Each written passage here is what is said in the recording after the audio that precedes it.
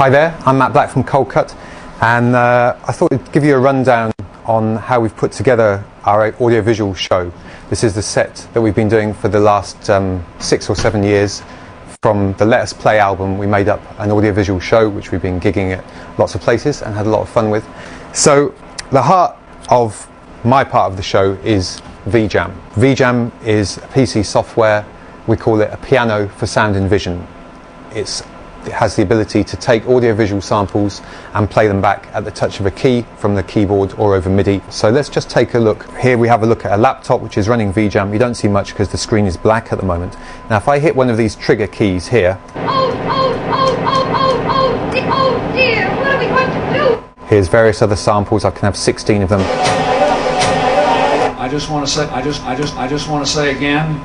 So that represents, for a track like Beats and Pieces that we do live, when we perform Beats and Pieces live, I play these audio-visual samples over a backing track which my partner Jonathan Moore produces also on the laptop, and we're now using Ableton Live to produce the audio backing track. So John will be coming up through the mixer here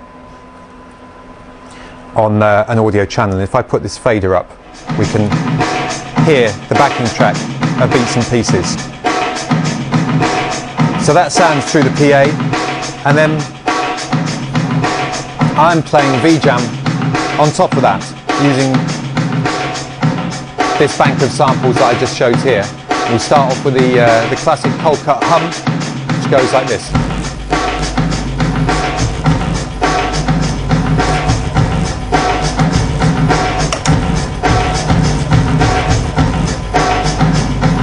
I'll just pull John out of the mix. Pull John out of the mix so you can just hear that. This is how we start actually, just with a hum, pure hum. Now, that's an audiovisual sample, but to control that and gate it, rather as a scratch DJ would control the scratching in of a record, we use a mixer, a crossfade mixer, just like a DJ. So the laptop running VJamm is a bit like a turntable, and here is my mixer, and this is one of the fairly crude but functional bits of kit that we've developed. This is a standard Vestax Mixer Pmc 55, nice mixer, lots of facilities, but it doesn't have the facility to process video. For that you need a video mixer like this venerable Panasonic AVE5. Now what we did was we modified this mixer so that instead of using this crossfader, we could control the AVE5's crossfade with, via this cable, which plugs in here, this extra crossfader here. So the AVE5 crossfader bypassed and a second crossfader put in instead, which is physically attached to the Vestax crossfader. So this gave us, however crudely, the ability to cut in and out audio-visual samples. There was no good combined audio-visual mixer available, so by combining a video mixer and a DJ mixer, we provided that functionality. So you can see how that works if I play this sample again, the Beats and Pieces hum, and cut it in and out with a crossfader. So here we go.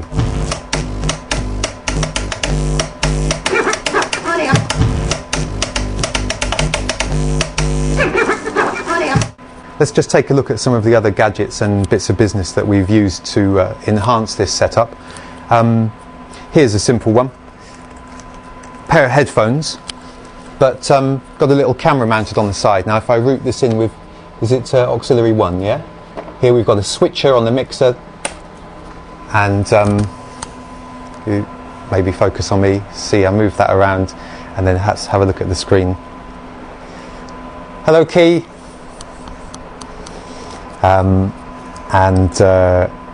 That's nice in the live performance, because quite a lot of the time we found that people didn't actually know what we were doing live. Perhaps they thought it was all pre-recorded.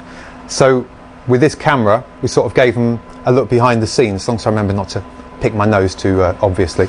You can see, if I switch the camera into the mix, you can see actually here what I'm doing on DJamm and VJamm. So this was a way to show people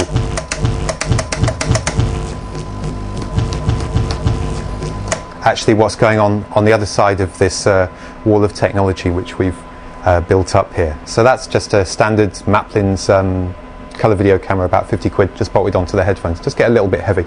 I envisage in due course a kind of P-Funk style helmet with perhaps lights and a camera and other gubbins built into it. Okay, automatic spliff roller perhaps. So let's move over now to a closer look at the mixer setup here. Here's the AV5. Here is a set of switcher buttons. As I said, video mixers like this only have 2 buses, 2 inputs, but to increase our flexibility, we've put in switchers for each of those 2 buses. The source 1 being one bus and source 2 being the other. And here I can dial up my computer or a video CD or the other video CD or an auxiliary input suitable for cameras and stuff. Like that. And similarly for bus B here, some of those inputs are brought up on the top here so that we can readily patch equipment as the need arises. Say we need to put in an extra DVD or a feed from someone else's setup. And here we have 2 little Casio monitors, and they are sort of standard small TVs, but they have a composite input, and they're only small, but they're just about big enough to actually see what's on your source. A bit like having a DJ's headphone preview. The ability to actually listen to something before you bring it into the mix is what these monitors give us, and we have one for each bus. Whatever is actually on the bus, well, most of those are blank. There, that's the camera, that's the backing track, that's video CD's not doing anything, and that computer's not connected. And just to complete the walkthrough, here's a couple of remotes which we use for the video CDs. Nasty habit they have of interacting with each other, remotes, so you have to be careful with that. And here is a power supply which powers a lot of the gubbins that we've been talking about. Rather than having to have 550 wall warts, we have one power supply which powers the Casios, the VJamms, and a couple of other bits. If we just focus there on the screen, Mike, just this big telly, which was courtesy of Philips a number of years ago, is what we use as a monitor in here, but that, of course, in a live setup will be substituted for by one or more, ideally lots more, big projectors. And that's been the basis of the Coldcut live show for the last 6 or 7 years. Here we've got 2 laptops set up on these rather nice, I would recommend these little hi-fi speaker stands, which bring the laptop up to a convenient, not too back-breaking height. And the ability to have 2 laptops here, rather like 2 turntables, and mix them with a mixer is the sort of essence of the show, or 2 audio-visual sources anyway. Now the next incarnation, the next evolution of the Coldcut live show will be more complex, and we're going to take this to a different level, probably using sequencers so that we can actually synchronize all the visuals locked in to the backing track from Ableton Live.